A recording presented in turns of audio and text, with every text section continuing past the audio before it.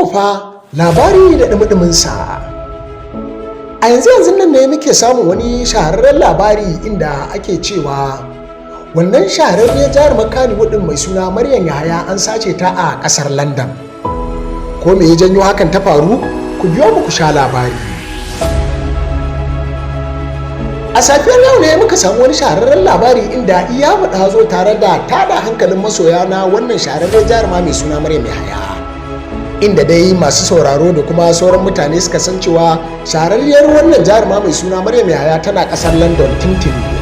Tana can tana shakatawa a wacce ƙasa ta London. Sai labari ya zo cewa an sace ta an wayi gari babu ita a can wacce ƙasa ta London. Dama dai mutane suna ta cewa wannan jaruma mai suna Maryam Yahaya ta je ƙasar London din ne shakatawa ba tare da wani nata ba. Daga ita sai 'yan tsirarin ƙawayenta sai kuma samarinta wanda suke a can ƙasar. Sai kuma aka wayi gari an neme ta an rasa, inda wasu suke cewa ta tafi shan ice cream ne, daga nan kuma ba a ganta ba har tsawon mako guda.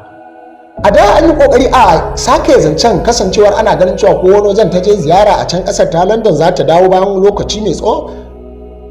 Kawo yanzu dai har yanzu ba a san inda take ba. Wannan dalilin ne yasa hankalin masoyanta suka tashi ake ta addu'a domin Allah ya bayyana ta.